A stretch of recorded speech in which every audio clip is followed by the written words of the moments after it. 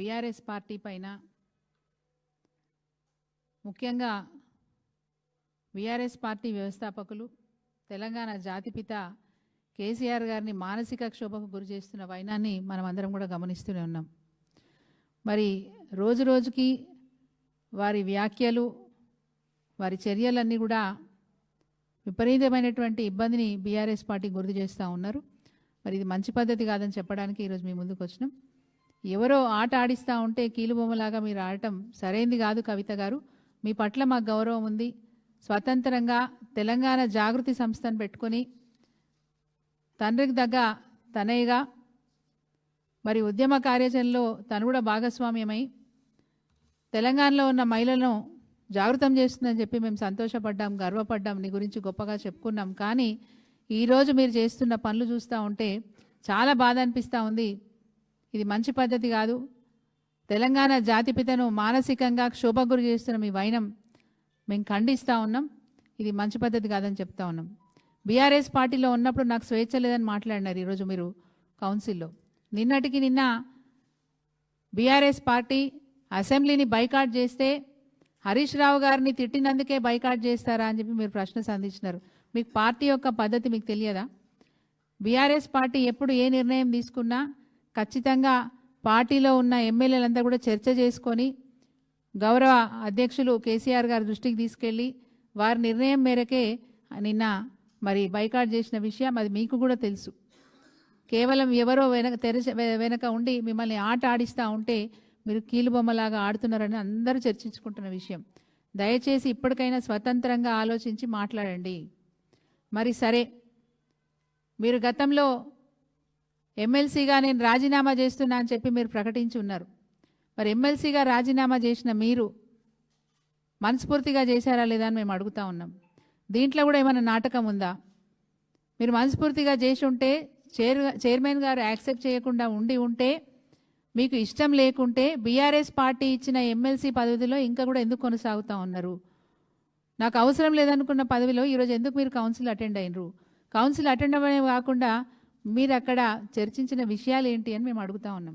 ప్రజల గురించి చర్చించారా? ప్రజల బాధల గురించి చర్చించారా? మీ దగ్గరికి ఎవరు ఎప్పుడు ఏ కాంట్రాక్టర్ రాలేదన్నారు కదా. మీ దగ్గరకు వచ్చిన వాళ్ళంతా కూడా పేదవాళ్ళు, బడుగు బలహీన వర్గాల వాళ్ళు, మరి అంగన్వాడీ వర్కర్లు, అదేవిధంగా జిహెచ్ఎంసీ కార్మికులు, గ్రామ పంచాయతీ కార్మికులు, ఆశా వర్కర్లు అని చాలామందిని మీరు మరి కౌన్సిల్లో వారి గురించి సంబోధించినారు. వీళ్ళ సమస్యల గురించి మాట్లాడడానికి ఈరోజు మీరు కౌన్సిల్కి వెళ్ళారని అడుగుతున్నాం. ఎవరి సమస్యల గురించి మీరు మాట్లాడే రోజు కౌన్సిల్లో మొత్తం ఆది అంతం మొత్తం కూడా మీ గురించే చెప్పుకున్నారు. మీ గొప్పతనం గురించి చెప్పుకున్నారు. బీఆర్ఎస్ పార్టీని డ్యామేజ్ చేసే విధంగా మీరు మాట్లాడినారు. గౌరవ కేసీఆర్ గారిని డ్యామేజ్ చేసే విధంగా మీరు మాట్లాడినారు. ఎక్కడైనా ప్రజలకు ఉపయోగపడే విషయాలు ఏమైనా మీరు మాట్లాడారని మేము అడుగుతా ఉన్నాం. ఈరోజు మీరు కాదు కంటతడి పెట్టేది, రోజు కేసీఆర్ గారి చేత కంటతడి పెట్టిస్తున్నారు. మీరు ఒక బిడ్డగా తండ్రిని ఈ విధంగా బాధ పెట్టడం ఇది సరైన విషయం కాదు. మరి మేము బైకాట్ చేస్తే మమ్మల్ని ఎందుకు బైకాట్ చేసినారని బీఆర్ఎస్ పార్టీని మీరు ప్రశ్నించినారు. మీరు కౌన్సిల్ ఎందుకు అటెండ్ అయినారని మేము అడుగుతా ఉన్నాం. ఆ వేదికను వాడుకున్నారా? తెర వెనుక ఉండి ఎవరైనా మీకు అంత సమయాన్ని కేటాయించినారా? అసలు ఈ ప్రభుత్వం కూడా అసెంబ్లీలో కానీ కౌన్సిల్లో కానీ ప్రతిపక్ష పార్టీలకు సమయమే ఇవ్వదు. అట్లాంటిది మీ వ్యక్తిగత విషయాలు మాట్లాడడానికి ఎందుకంత సమయం ఇచ్చినారని దాన్ని బట్టి తేటతెల్లం అవుతా ఉంది. మీ వెనక ఎవరున్నారు, మీ వెనక ఎవరు మాట్లాడిస్తున్నారు, ఎవరు మీతోని నాటకాలు ఆడిపిస్తున్నారని చాలా స్పష్టంగా తెలుస్తూ ఉంది. మీకు వ్యక్తిగత విషయాలు చెప్పుకోవడానికి కౌన్సిల్లో అంత సమయం ఎందుకు కేటాయించినారని అడుగుతున్నాం. ఇంకొక మాట కూడా సూటిగా ప్రశ్నిస్తున్నాం. కవిత గారు, ఈరోజు మీరు చెప్పుకున్న సమస్యలు మొట్టమొదలు మీరేమన్నారు? టీఆర్ఎస్ పార్టీని కాంగ్రెస్లో మర్జ్ చేసేది ఉండే అని చెప్తున్నారు. మరి ఆ రోజు ఎందుకు ఈ భావజాలాన్ని మీరు ఆ రోజు వ్యక్తం చేయలేదు? టీఆర్ఎస్ పార్టీలో నాకు స్వేచ్ఛ లేదనే మాట మాట్లాడినారు. మీకు స్వేచ్ఛ అనేది లేకపోతే టీఆర్ఎస్ పార్టీలో మీరు ఎంతమందికి పదవులు ఇప్పించుకోలేదని మేము అడుగుతా ఉన్నాం. మీకున్న చనువు మా గౌరవ అధ్యక్షుల దగ్గర మీకున్న చనువు ఎవరికీ లేదు. మీకున్న చనువుతోని మీరు ఎంతమందికి పదవులు ఇప్పించుకోలేదు, ఎంతమందికి మీరు అవకాశాలు కల్పించలేదు. ఈరోజు నాకు స్వేచ్ఛ లేదనే మాట మీరు చెప్పడం నిజంగా కూడా శోచనీయం. ఇది మంచి పద్ధతి కాదు. అదేవిధంగా మరి వ్యక్తిగత విషయాలు మాట్లాడుకోవడానికి మీరు ఆ వేదికను వాడుకున్నారు తప్ప ఇంకొక విషయం ఏం లేదు, చాలా బాధపడుకుంటూ మరి కంటతడి పెట్టినారు. కంటతడి పెట్టేంత క్షోభకు ఈ పార్టీ మిమ్మల్ని ఏం గురి చేయలేదు. ఇంకొక మాట కూడా మేము సూటిగా అడుగుతున్నాం, మీరు ఆలోచించుకోండి. మీరు మాట్లాడిన మాటలు, నిజామాబాద్ ఎంపీగా నాకు అవకాశం ఇస్తే నేను 9 మంది ఎమ్మెల్యేలను గెలిపించినాను మీరు అన్నారు. బట్ 9 మంది ఎమ్మెల్యేలు మిమ్మల్ని నిజామాబాద్ ఎంపీగా గెలిపించినారనే విషయం ఎప్పుడు కూడా మర్చిపోవద్దు. ఏ పార్లమెంటు సభ్యుడైనా గెలవాలంటే అక్కడున్న శాసనసభ్యులు సహకరిస్తేనే, వాళ్ళు గెలిపిస్తేనే పార్లమెంట్ సభ్యుడిగా ఎన్నికవ్వడానికి అవకాశం ఉంటుందనే మాట మీరు మర్చిపోవద్దు. మీ వల్ల 9 మంది ఎమ్మెల్యేలు అన్నారు మీరు అంటున్నారు, బట్ 9 మంది ఎమ్మెల్యేలు మీరు పార్లమెంటు సభ్యురాలుగా గెలవడానికి మీకోసం పనిచేసినారనే విషయాన్ని మీరు మర్చిపోవద్దు. సరే, ఏదేమైనప్పటికీ మీరు మళ్ళీ రెండవసారి పోటీ చేసినప్పుడు బీఆర్ఎస్ పార్టీ రెండవసారి కూడా మీకు అవకాశం ఇచ్చినప్పుడు ఓటమి పాలైనా మీ బాధ చూడలేక మా పార్టీ గౌరవ అధ్యక్షులు గౌరవనీయులు కేసీఆర్ గారు మీకు మళ్ళీ ఎమ్మెల్సీగా అవకాశం ఇచ్చినారు.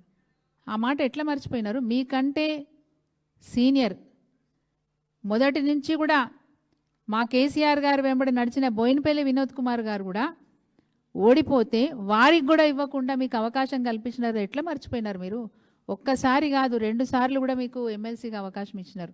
టీఆర్ఎస్ పార్టీని బీఆర్ఎస్ పార్టీగా మార్చడం సరైంది కాదనే మాట మాట్లాడినారు. టీఆర్ఎస్ పార్టీని బీఆర్ఎస్గా మార్చడం మీకు ఇష్టం లేదనే మాట చెప్పినప్పుడు తెలంగాణ జాగృతిని భారత జాగృతిగా మీరెందుకు మార్చుకున్నారని అడుగుతున్నాను. నేను మార్చలేదని మీరు అన్నా, మా దగ్గర సాక్ష్యాధారాలు కూడా ఉన్నాయి, ఫోటోలు ఉన్నాయి. బాగా చెప్తా, భారత జాగృతిగా మీరెందుకు మార్చుకున్నారని అడుగుతున్నాను.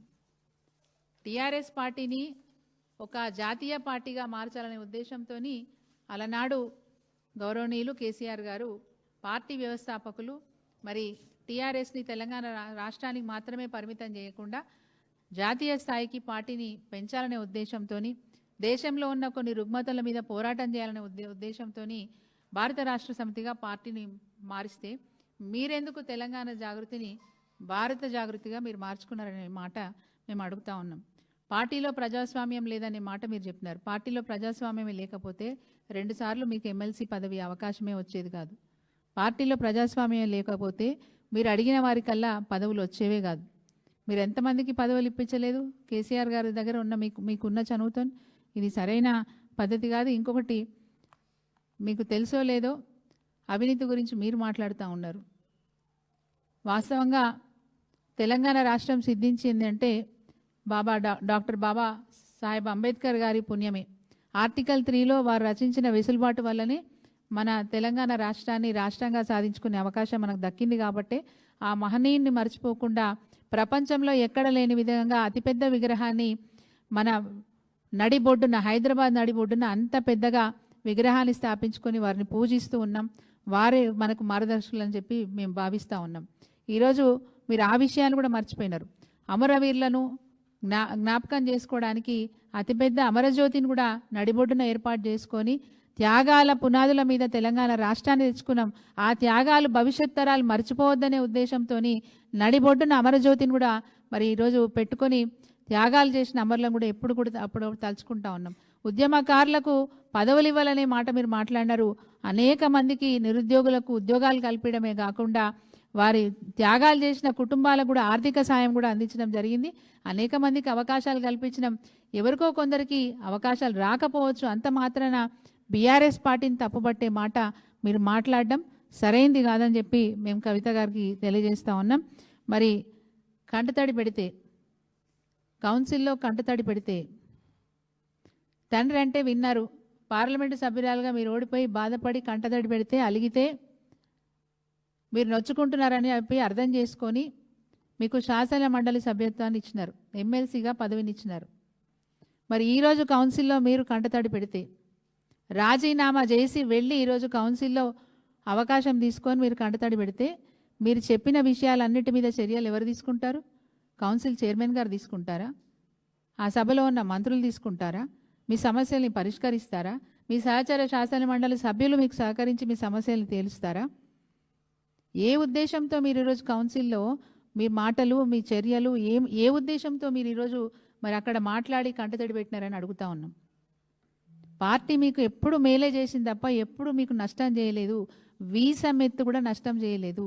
కానీ కంకణం కట్టుకొని మీరు కంకణం కట్టుకొని బీఆర్ఎస్ పార్టీని ఆగం చేయాలనే ఆలోచనతో ముందుకు పోతా ఉన్నారు. మీ మీద కేసులు అయినప్పుడు కూడా బీఆర్ఎస్ పార్టీ చాలా బాధపడ్డది. మీ అన్న మా పార్టీ వర్కింగ్ ప్రెసిడెంట్ కేటీఆర్ గారు 24 గంటలు మీరు జైల్లో ఉన్నన్ని రోజులు మీ గురించి ఆలోచించినారు.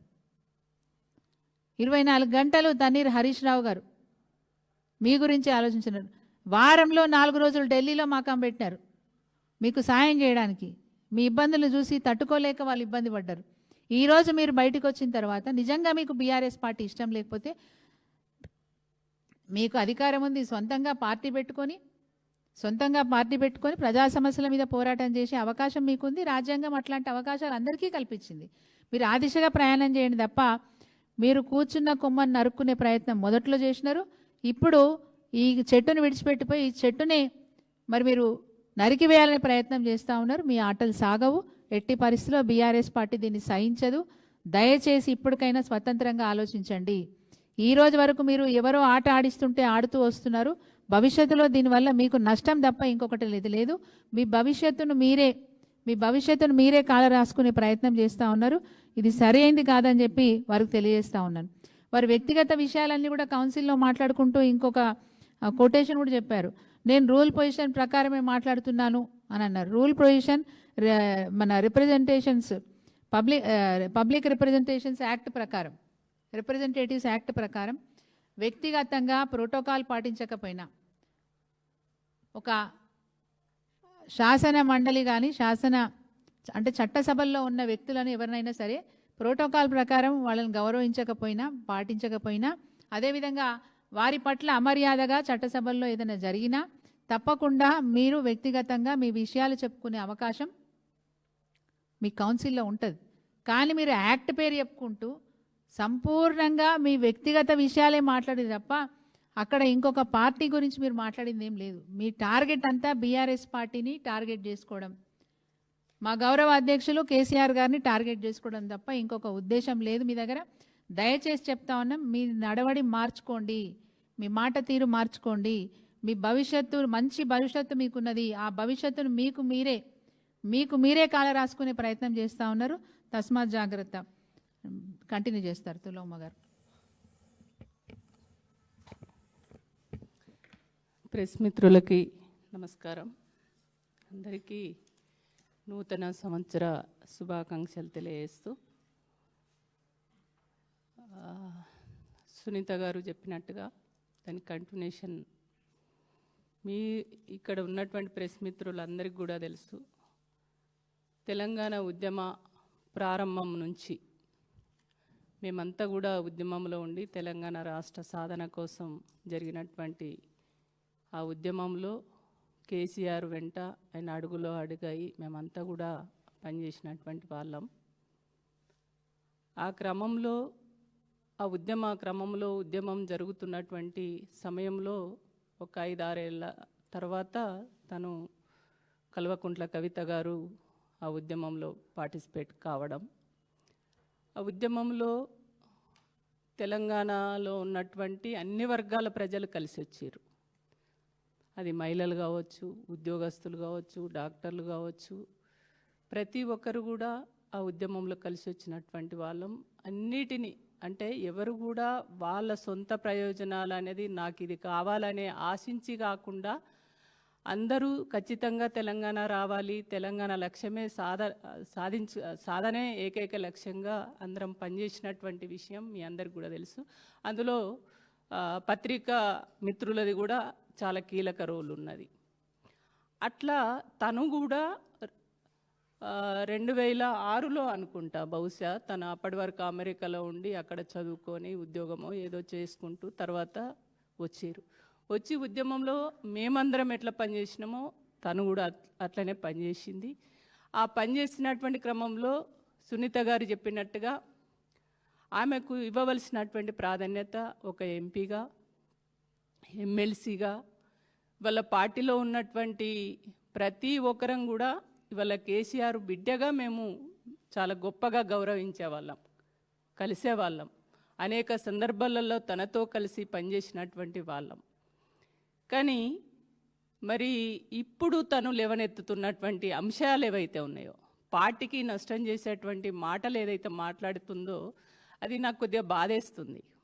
ఎందుకు అనంటే అప్పుడు ఈనాడు మాట్లాడుతున్నటువంటి మాటలు ఏవైతే ఉన్నాయో మరి ఆ రోజు మీరు ఏం చేసిరు, ఎంతమందికి మీరు పదవులు ఇప్పించగలిగిరు, మహిళల గురించి మాట్లాడగలిగిరు, బీసీల సమస్యను లేవనెత్తగలిగిరు, ఎంతమంది బీసీలకు ఇప్పియగలిగిరు, ఇవన్నీ కూడా ఒకసారి మీరు తిరిగి నెమరు వేసుకోవాలి.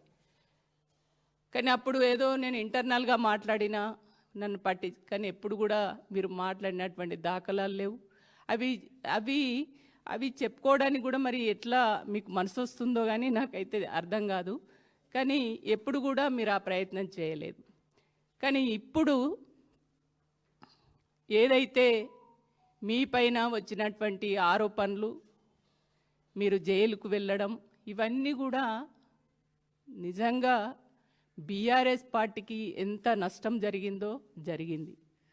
అది ఇవాళ ప్రజలకి మేము జవాబు చెప్పలేనటువంటి పరిస్థితుల్లో ఉన్నా కూడా, కానీ కవితను మిమ్మల్ని వెనకేసుకొచ్చి అది కాదు అని చెప్పేసి మిమ్మల్ని జైల్లో ఉన్నటువంటి టైంలో మిమ్మల్ని బయటకు తీసుకురావడం కోసం ఎన్ని ప్రయత్నాలు చేయాలో సునీత గారు ఇప్పుడు చాలా క్లియర్గా చెప్పడం జరిగింది.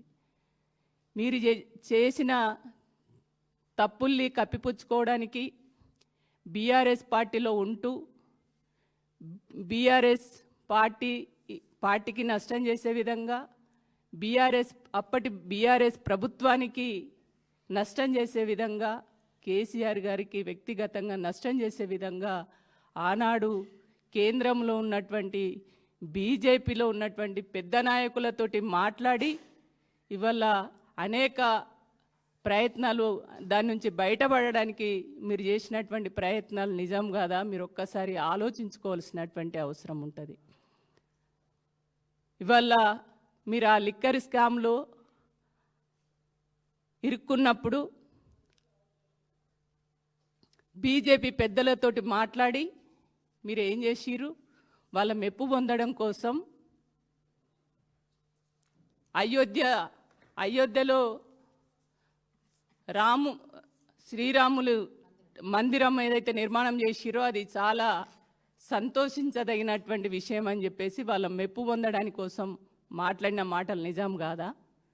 అంతేందుకు అయోధ్యకు సంబంధించినటువంటి వీడియో ఏదైతే ఉందో అప్పుడు అర్ధరాత్రి మీరు పోస్టు పెట్టి మళ్ళీ ప్రొద్దున తెల్లవారేసరికి డిలీట్ చేసినటువంటి సందర్భాలు కూడా ఉన్నాయి. అవి తెలంగాణలో ఉన్నటువంటి ముస్లిమ్స్ మర్చిపోతారా? మర్చిపోరు కదా. అట్లా మీరు ఎన్ని ప్రయత్నాలు చేయాలో అన్ని ప్రయత్నాలు చేసిరు, పార్టీకి నష్టం చేసే చాలా ప్రయత్నాలు చేసిరు.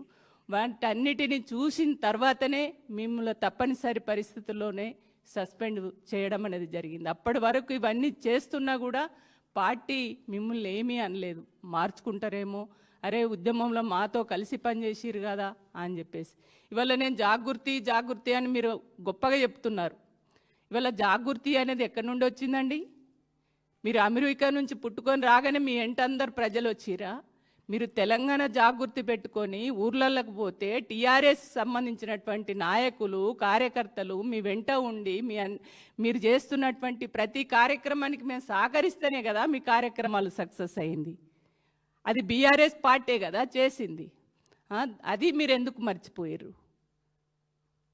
ఇవన్నీ వల్ల బీఆర్ఎస్ పార్టీ నాకు సహకరించలేదనో, నేను చేస్తున్నటువంటి పనికి గుర్తింపు ఇవ్వలేదనో, నాకు సపోర్టింగ్ లేదనో, నేను మదనపడ్డాని అనే పద్ధతిలో మీరు బాధపడుతూ కన్నీళ్లు పెట్టుకుంటున్నారే. మరి మీకంటే ఎక్కువ తెలంగాణ రావాలి, తెలంగాణ వస్తే తెలంగాణలో ఉన్నటువంటి నీళ్లు, నిధులు, నియామకాలు వాటి వల్ల తెలంగాణ యువతకు లాభం జరుగుతుంది, తెలంగాణ సమాజానికి లాభం జరుగుతుందని అన్నీ వదులుకొని ఆస్తులు అమ్ముకొని వాళ్ళు ఏది ఆశించకుండా నిస్వార్థంగా పనిచేసినటువంటి వాళ్ళు చాలామంది గొప్ప నాయకులు ఉన్నారు. మీరు నేను చేసిన దానికంటే ప్రజల పాత్ర చాలా ముఖ్యంగా ఉన్నది. మరి వాళ్ళు ఏం ఆశించారు? మీరు తెలంగాణ ఉద్యమంలో అంటే మీరు తెలంగాణ ఉద్యమంలో పాల్గొని మీరు ఎంపీగా 5 ఏళ్ళు చేసి దాని అనంతరం మళ్ళీ ఎమ్మెల్సీ తీసుకొని మళ్ళీ దాని కంటిన్యూషన్ కూడా మళ్ళీ ఎమ్మెల్సీ తీసుకొని అన్ని రకాల అనుభవించినటువంటి మీరే ఇట్లా మాట్లాడుతున్నారు. మరి మామూలుల పరిస్థితి ఇంకా అన్నీ నష్టపోయి వాళ్ళు ఎవరన్నా మాట్లాడుతుర్రా? మాకు తెలంగాణ వచ్చింది, మేము కొట్లాడినాం, మా తెలంగాణ వచ్చింది, అదే చాలు అనేటువంటి పద్ధతిలో సంతృప్తితోటి ఉన్నారు. ఇవాళ తెలంగాణ వచ్చిన తర్వాత కేసీఆర్ గారు ఇవాళ అరే ఒక ఉద్యమ నాయకుడు తెలంగాణ తెచ్చిండ్రు, మంచిగా 9.5 ఏళ్ళు మంచి పరిపాలన జరిగింది అనేటువంటి సంతోషంలో ఉన్నారు. ఇవాళ ఆ ఉద్యమంలో పనిచేసినటువంటి అనేక మంది ఉద్యమకారులకు, అదేవిధంగా ఉద్యమంలో బలిదానాలు చేసుకున్నటువంటి అమరవీరుల కుటుంబాలకు కూడా చాలామందికి ఉద్యోగాలు ఇవ్వడం జరిగింది. చాలామంది ఉద్యమకారులకు కూడా అనేక అవకాశాలు రావడం జరిగింది.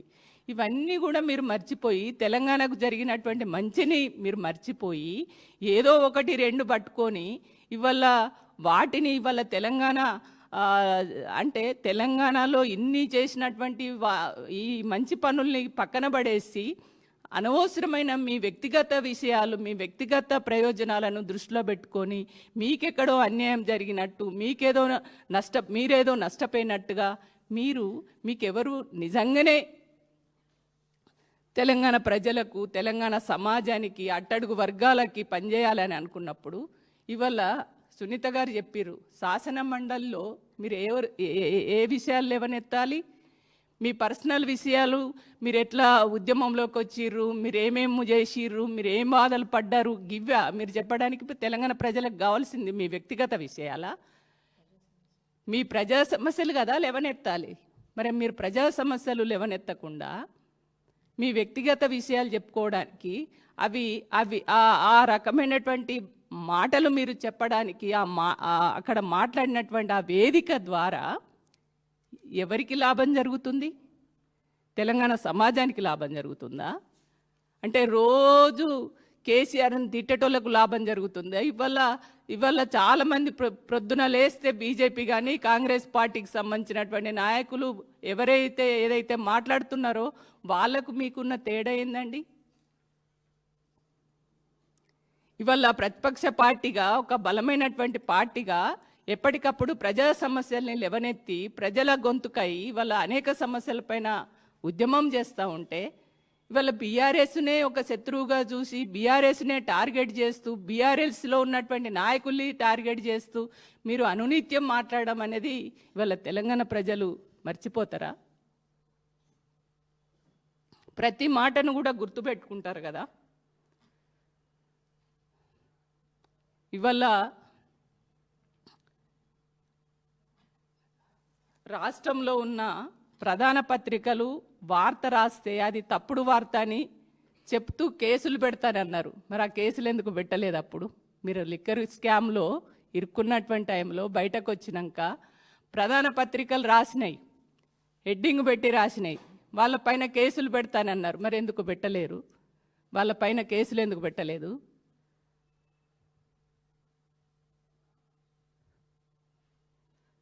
అంటే దీన్ని బట్టి మీ ఆలోచన ఏంది? మీరు ఎవరి కోసం పనిచేస్తున్నారు, ఎవరి ప్రయోజనాల కోసం పనిచేస్తున్నారు అనేది చాలా స్పష్టంగా అర్థమవుతుంది. అదేవిధంగా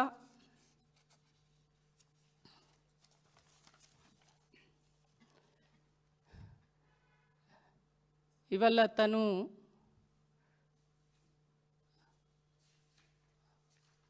కన్నీళ్ళు పెట్టుకున్నటువంటి పద్ధతి ఏదైతే ఉందో, అంటే పలాని కుటుంబానికి నష్టమైందనో, పలాని ఈ వర్గ ప్రయోజనాలు జరగలేదు నాకు బాధ అనిపించిందనో, లేకుంటే ఇంకేదన్నా విషయాలు ప్రజల సమాజానికి నష్టం జరిగే విషయంలో నాకు బాగా బాధ అనిపించిందనో వాటి మీద కన్నీళ్ళు పెట్టుకొని బాధపడితే మాకు కూడా సంతోషం వేసేదేమో. కానీ మొత్తము అక్కడ చెప్పిందంతా కూడా తన వ్యక్తిగత విషయాలే. ఏదో తను బాగా పనిచేసింది తెలంగాణ కోసం, తన పాత్రనే చాలా ప్రముఖంగా ఉన్నది, కానీ నన్ను ఎవరు పట్టించుకోలేదనో, ఎప్పటికప్పుడు నన్ను అణిచివేసే ప్రయత్నం చేసిరనో, మేము అందరం కూడా ఉన్నాం కదా, కలిసి పనిచేసిన వాళ్ళమే కదా. మాకు రాని అవకాశాలు మీకు వచ్చినాయి కదా, ఎందుకు మీరు అంత ఆవేదనతో పార్టీని నష్టం చేసే కేసీఆర్ గారిని మదనపడే విధంగా మీరు మాట్లాడుతున్నటువంటి మాటలు ఏవైతే ఉన్నాయో అది తెలంగాణ ప్రజలు మర్చిపోరు ఖచ్చితంగా. ఇవాళ నేను ఒకటి అడుగుతున్నా కవిత గారు, మీ లిక్కర్ నిజంగా ఒక మంచి మనిషి కూడా, కేజ్రీవాల్ గారు ఆయన కొద్దిగా సామాజిక కోణంలో ఉన్నాడు, ఒక అవినీతి రహితమైనటువంటి పాలనను తెలంగాణ దేశ ప్రజలకు అందిస్తారు, మంచి పనులు చేస్తారని ఒక నమ్మకం ఉండే. ఆ మంచి మనిషిని కూడా చెడగొట్టినటువంటి ఖాతాలో మీరే ఉన్నారు కదా. ఆ లిక్కర్ స్కామ్లో ఇరుక్కొని వాళ్ళను మిస్గైడ్ చేసి అవన్నిటికీ ఆయనను ఇవాళ ఒక మంచి నాయకుడిని కన్మరుగు చేసేనటువంటి చరిత్ర మీది కదా. ఇవన్నీ కూడా తెలంగాణ ప్రాంత ప్రజలకు కానీ దేశ ప్రజలకు కానీ అందరికీ తెలుసు మీ గురించి. కాబట్టి నేను ఒక్కటే అడుగుతున్నా, ఇప్పుడు ఢిల్లీ లిక్కర్ స్కామ్లో నీ పాత్ర లేదని ఇదే లక్ష్మీ నరసింహస్వామి మీద నీ బిడ్డల మీద ప్రమాణం చేయగలుగుతారా? ఇప్పుడు లిక్కర్ స్కాము చేసిరు, మీరు లిక్కర్ స్కామ్ చేయలేదు, ఇవన్నీ తప్పుడు మాటలు తప్పుడు వార్తలని అట్లా ఏమన్నా మీరు ఇట్లాంటి ఆ ప్రమాణాలు ఏవైతే చేసిరో ఇప్పుడు మీరు చేయగలుగుతారా అదే లక్ష్మీ నరసింహస్వామి మీద? కాబట్టి ఇట్లా చెప్పుకుంటూ పోతే చాలా ఉన్నాయి. మేమంతా కూడా మిమ్మల్ని గౌరవిస్తాం, రెస్పెక్ట్ చేస్తాం. కానీ మీరు ఇట్లాంటి మాటలు ఏవైతే మాట్లాడుతున్నారో తెలంగాణ సమాజానికి, మహిళలకి, బలహీన వర్గాలకి తెలంగాణ ప్రయోజనాలను కాపాడే విధంగా మీ మాటలు ఉండాలి కానీ తెలంగాణ రాష్ట్రానికి నష్టం చేసే మాటలు మీరు మాట్లాడకండి. మీరు నిజంగానే పార్టీ పెట్టుకోవాలని అనుకుంటే, మీరు నిజంగానే స్వతంత్రంగా ఒక పార్టీని నడపాలనే ఒక ఆలోచన మీకు ఉన్నట్లయితే మీరు పెట్టుకోండి. అది ప్రతి ఒక్కరికి కూడా రైట్ ఉన్నది, ఎవరమైనా పెట్టుకోవచ్చు. ఆ స్వేచ్ఛ స్వాతంత్రం అనేది ఎవరికైనా ఉంటుంది. కానీ మీరు ఆ పార్టీ పెట్టుకోవాలనే దానికోసం మీరేం చేస్తున్నారు? బీఆర్ఎస్ పార్టీని టార్గెట్ చేస్తూ బీఆర్ఎస్ పార్టీకి నష్టం చేసే విధంగా మీరు మాట్లాడుతూ అపోజిట్ ఉన్నటువంటి కొన్ని అంటే ఇతర అధికార పార్టీకి లాభం చేసే విధంగా కొంతమంది మీకు ఎవరైతే మీకు డైరెక్షన్ ఇస్తున్నారో, ఎవరైతే మాట్లాడిస్తున్నారో వాళ్ళకు లాభం చేకూర్చే విధంగా ఇవాళ మీ మాటలు ఉన్నాయి, మీ పనితనం ఉన్నది. మీరు రోజు మీడియా ముందుకు వచ్చి రోజు కూడా ఇదే ఉపోద్ఘాతం తప్ప ఇంకోటి ప్రజలకు సంబంధించిన విషయాలు మీరేం మాట్లాడతలేరు, ప్రజలకు లాభం చేసేది మాట్లాడతలేరు అని చెప్పేసి ఈ సందర్భంగా తెలియజేస్తూ ఇట్లాంటి మాటలు మీరు బంద్ చేయండి. కేసీఆర్ గారు ఎప్పటికప్పుడు మీకు మంచి చేయాలని చూసిండ్రు. మీకు అన్ని రకాల మీరు పదవులు అంటే వాస్తవంగా కేసీఆరే లేకపోతే కవిత అనే వ్యక్తి ఎవరు?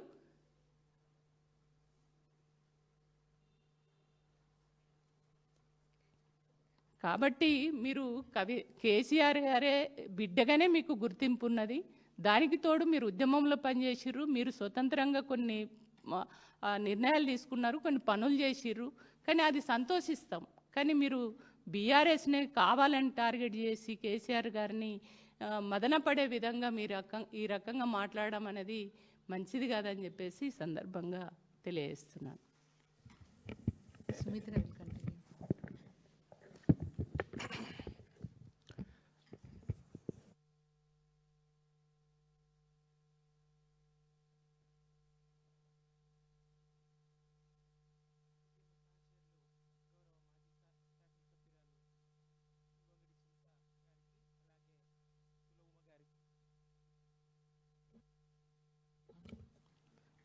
ఉద్యమ సహచరులు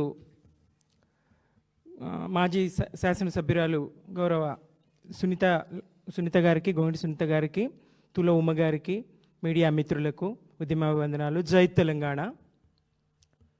గత మే మాసం నుండి మేడే రోజు సామాజిక తెలంగాణ సాధ్యం కాలేదని మాట మొదలుపెట్టి క్రమక్రమంగా స్థాయి పెంచుతూ కేసీఆర్ గారి పాలనను, బీఆర్ఎస్ పార్టీని అడుగడుగునా తప్పుబడుతూ ఇవాళ జనం బాట పేరుతోని బురద జల్లే బీఆర్ఎస్ పార్టీ మీద బురద జల్లే యాత్రలు బాట చేస్తూ, అది జనానికి ఏ రకంగా ఉపయోగపడే బాట కాదు, కేవలం బీఆర్ఎస్ పార్టీ మీద, కేసీఆర్ గారి దశాబ్ద కాలపు ప్రగతి మీద, అభివృద్ధి మీద బురద జల్లే యాత్ర చేస్తూ ఈరోజు మండలిలో దానికి కొనసాగింపుగా అనేక ఆరోపణలు చేసిండ్రు, అసత్య ఆరోపణలు చేసిండ్రు.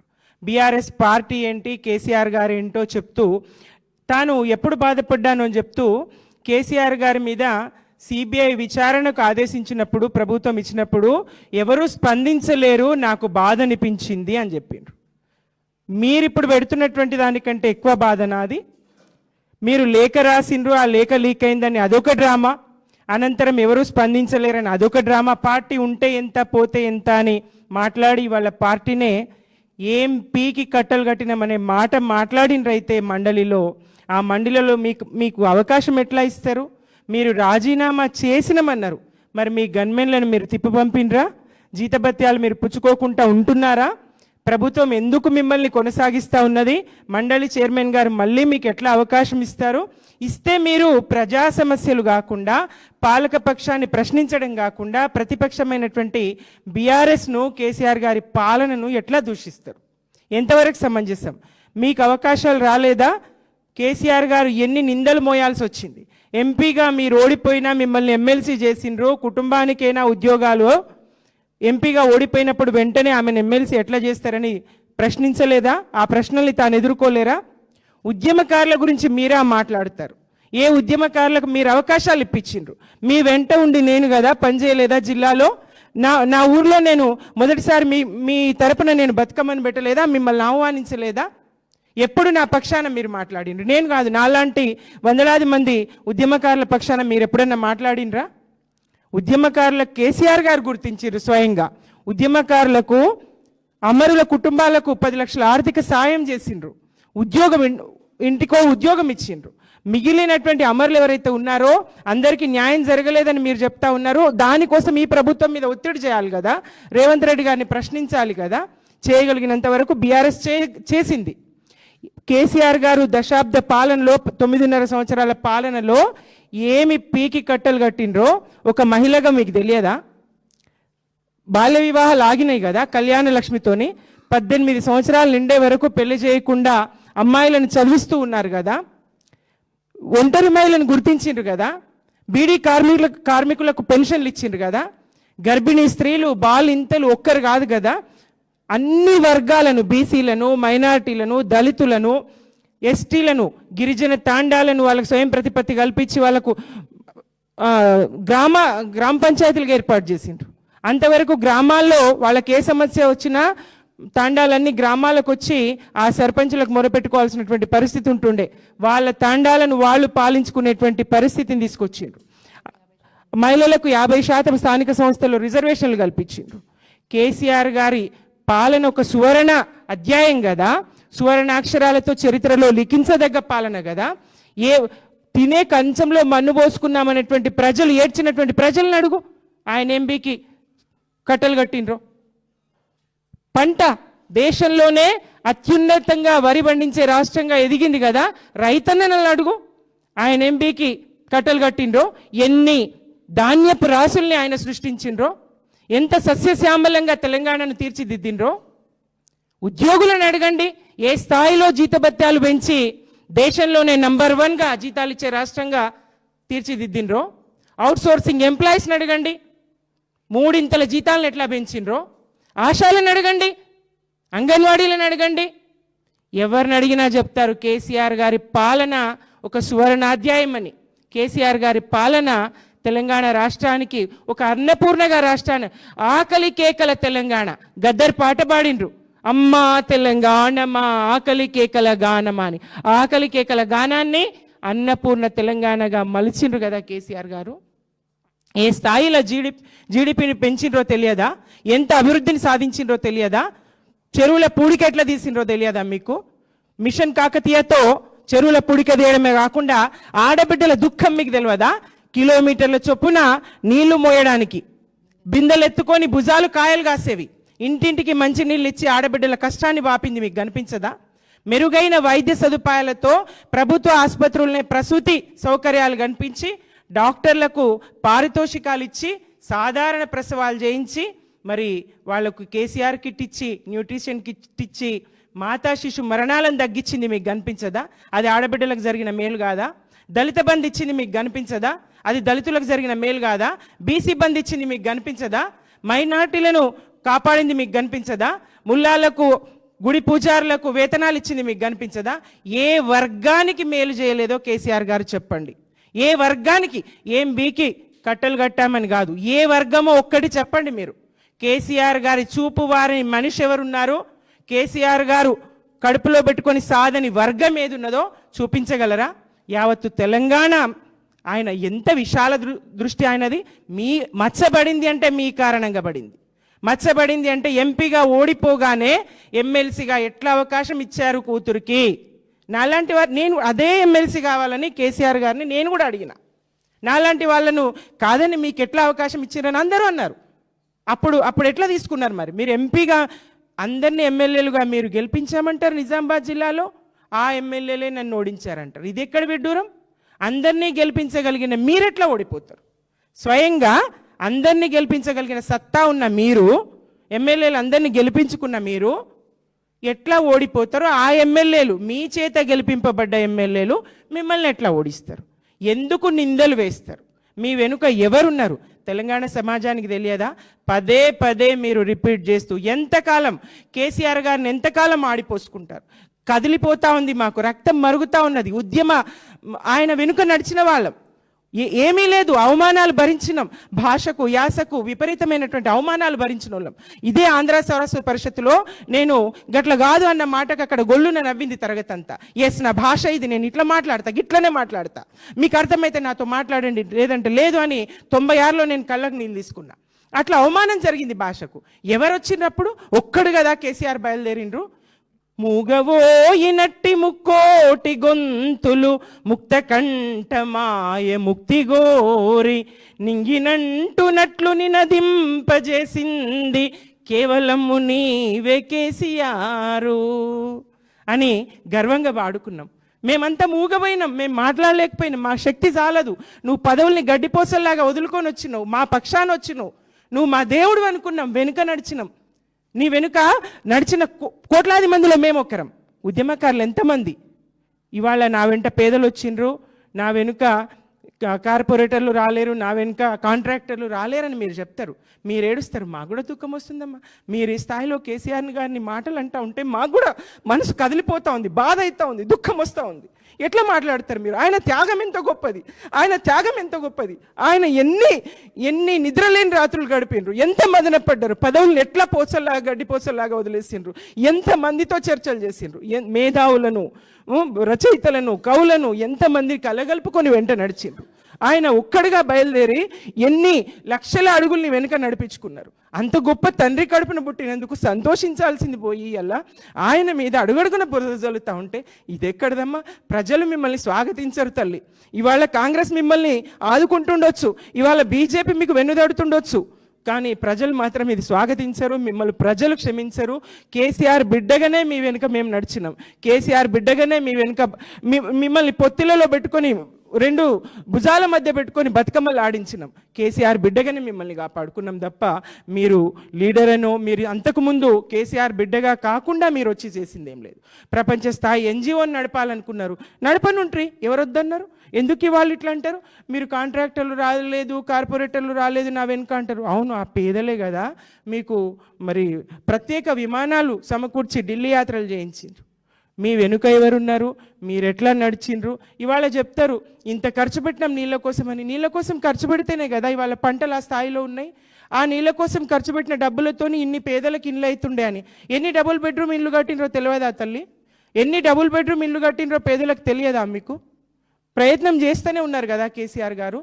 మరి 2 సంవత్సరాలు కరోనా కష్టకాలం, ఆర్థిక నోట్ల మార్పిడి, ఇట్లాంటి సమస్యలు, కేంద్రం సహకరించకపోవడం, మధ్యలో మీ కేసు, మీ తలనొప్పి, మరి సోదరి తులవమ్మ గారు చెప్తూ కేజ్రీవాల్కి దెబ్బ తగిలింది మీ వల్ల అని చెప్పింది. కేసీఆర్ గారికి తగలలేదా?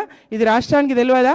మీ వల్ల కేసీఆర్ గారికి కూడా దెబ్బ తగిలినా ఆ తండ్రి ఎంత మేరునగ సమున్నతుడు, ఒక్క మాట మిమ్మల్ని అనలేదు. కడిగిన ముత్యంలాగా కవిత బయటకు వస్తుంది అని చెప్పిండ్రు. మీ వల్ల ఆయనకు మచ్చ, కానీ ఆయన కారణంగా మీరు కేసులో ఇరుక్కున్నాను, నా మీద కేసు పెట్టారు, మద్యం కేసు అని చెప్పడం అబద్ధం. తెలంగాణ సమాజం ఖండిస్తుంది.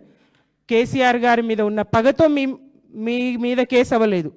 మీ మీద కేసు అయింది కాబట్టి కేసీఆర్ గారి మీద బురద పడ్డది, మచ్చబడ్డది. ఓటమికి అది ఒక కారణమైంది. కొంత శాతం ఓట్లు తగ్గడానికి అది ఒక కారణమైంది. ఇవన్నీ మీరు గుర్తుపెట్టుకోవాలి. కేసీఆర్ గారిని అనే ముందు ఒకటి మధ్యలో తాను గుర్తించిండ్రు, కేసీఆర్ గారిని అంటే తెలంగాణ సమాజం ఒప్పుకోదని తెలిసిన తర్వాత కేసీఆర్ గారు దేవుడు, చుట్టూ దయ్యాలు ఉన్నాయని మళ్ళీ మెల్లమెల్లగా మార్చేసి కేసీఆర్ గారినే అనే స్థాయికి తాను వచ్చేసిండ్రు. ఎంత బలంగా ఆమె వెనుక శక్తులు పనిచేస్తూ ఉన్నాయి, ఆమెతో మాట్లాడిస్తున్నాయి, ఆమెకు ఎట్లా కుంజిస్తూ ఉన్నారు, ఆమె ఎట్లా మాట్లాడతారు, ఇదైతే సమంజసం కాదు. క్రమక్రమంగా మీరు పలచనవుతారు. ఇప్పుడు ఇక్కడ తెలంగాణ రాష్ట్రంలో ఈ రాష్ట్ర ఏర్పాటు జరగొద్దు, కేసీఆర్ గారి పాలన కొనసాగొద్దు ఆశించినటువంటి కొన్ని ఇతర మీడియా సంస్థలు కానీ సీమాంధ్ర పెట్టుబడిదారులు కానీ మిమ్మల్ని ప్రోత్సహిస్తుండొచ్చు, మిమ్మల్ని ఆకాశానికి ఎత్తుతుండొచ్చు. కానీ ప్రజల దృష్టిలో మీరు కేసీఆర్ గారి దశాబ్ద పాలనను తప్పుపడితే తప్పకుండా మీరు చులకన పలచన అవుతున్నారు. మీ మీద ఉన్నటువంటి కొద్దిపాటి గౌరవం కూడా గంగలో కలుపుకుంటున్నారు. బురదలో మీరు ఎవరి మీదనో బురద జల్లుతున్నా అనుకోకండి. బీఆర్ఎస్ మీద బురద జల్లుతున్నా, హరీష్ రావు గారి మీద బురద జల్లుతున్నా, కేటీఆర్ గారి మీద బురద జల్లుతున్నా, ప్రతి జిల్లాకు వెళ్ళి ఆ జిల్లా నాయకుల మీద బురద జల్లుతున్నాను అనుకోకండి. ఆ బురద మీ మీదనే పడుతున్నది. ఎవరేంటో ఆ జిల్లాలో ఉన్నటువంటి ప్రజలకు తెలుసు. రాష్ట్రంలో ఏ నాయకుడేంటో రాష్ట్ర ప్రజలకు తెలుసు. హరీష్ రావు గారేంటి, కేటీఆర్ గారేంటి, జగదీష్ రెడ్డి గారేంటి, నిరంజన్ రెడ్డి గారేంటి, ఇట్లా మీరు ఎంతమంది మీద బురద జల్లినా వాళ్ళందరి పనితీరేంటి, ఉద్యమంలో వాళ్ళ పాత్ర ఏంటి, తెలంగాణను ప్రగతి పథంలో నిలపడంలో కేసీఆర్ అడుగుజాడల్లో వాళ్ళు ఎట్లా నడిచారు, ఎలాంటి పనితీరును కనబరిచిండ్రు అనేది యావత్తు తెలంగాణ గమనించింది. కొత్తగా మీరు చెప్పాల్సిన అవసరం లేదు. ఇక ఇంకొక చివరిగా ఒక మాట మీరన్నారు, ఆస్తుల పంచాయతీ కాదు కాంగ్రెస్ ఆరోపిస్తున్నట్టు ఆస్తుల పంచాయతీ. అవునమ్మా, ఇది ఆస్తుల పంచాయతీ కాదు, యావత్తు తెలంగాణకు తెలుసు. ఎందుకంటే మీ ఆస్తుల ముందు కేసీఆర్ గారి ఆస్తులు ఎంత. మీరు ఆస్తుల పంచాయతీ కాదు, ఇది అధికారం పంచాయతీ.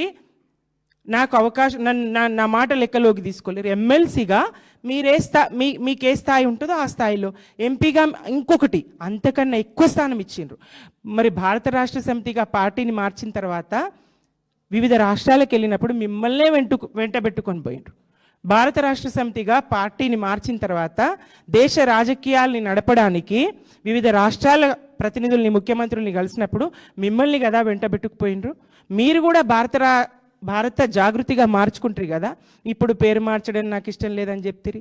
ఉద్యమకారుల కుటుంబాలను చూడలేదంటే ఉద్యమకారుల కుటుంబాలను చూడడమే కాదు, ఉద్యమకారులను ఎంత గౌరవించుకున్నారు. నగరం నాడి బొడ్డున నిర్మాణం చేసి ఉద్యమ స్మారక స్తూపం, అలాగే ప్రతి జిల్లా హెడ్ క్వార్టర్లో కూడా ఉద్యమ స్తూపాలు ఏర్పాటు చేసుకోవడం, జూన్ 2న ఉద్యమకారులందరినీ తలుచుకోవడం చేస్తూనే ఉన్నాం కదా. కేసీఆర్ గారి చూపువారని రంగము లేదు, చూపువారని వర్గము లేదు, చూపువారని వయస్సు, కడుపులో ఉన్నటువంటి పసిగుడ్డు నుంచి పండు ముసలి వరకు సమస్త ప్రజానీకం మీద ఆయన చూపుండే. ఆయన చల్లని చూపుతో 9.5 సంవత్సరాల తెలంగాణ ఒక కొత్త రాష్ట్రం, పసికూన, కేంద్రం సహకారం లేదు, కరోనా కష్టకాలము, నోట్ల రద్దు, ఇట్లాంటివన్నిటిని ఎదుర్కొని సాగునీళ్ళు, తాగునీళ్ళు, విద్య, వైద్యం, ఎంత విప్లవాత్మకమైనటువంటి మార్పులు, కొత్త గ్రామ పంచాయతీలు, కొత్త జిల్లాలు, జిల్లా కార్యాలయాలు, మండల కార్యాలయాలు ఏర్పాటు, భవనాల నిర్మాణం, రోడ్లు, వంతెనలు, ఒక్కటి కాదు చెప్తూ పోతే మీడియాకు సమయం జాలనంత అభివృద్ధి నాడు. ఈ 2 ఏళ్లలో ఏం జరిగింది అది చెప్పరు, అది మీకు కనపడదు. ఎంతసేపు కేసీఆర్ గారి మీద బురద జల్లాలంటే మేము ఊరుకోం తల్లి. కేసీఆర్ గారి అడుగుజాడలో నడిచి ఉద్యమంలో పాల్గొన్న వాళ్ళం, రాష్ట్ర సాధనలో ఉన్నటువంటి వాళ్ళం. ఆయన పాలనా ఫలాల్ని యావత్తు తెలంగాణ అనుభవించింది. అదంతా చూసిన వాళ్ళం. తప్పకుండా మీకు ఎవరు మాట్లాడారు నాకని అనుకోకండి. తప్పకుండా తెలంగాణ వాదులు బీఆర్ఎస్ మహిళలే కాదు, తెలంగాణ వాదులు, తెలంగాణ మహిళలు తప్పకుండా ఖండిస్తారు. ఇది మాత్రం నిజం. జై తెలంగాణ.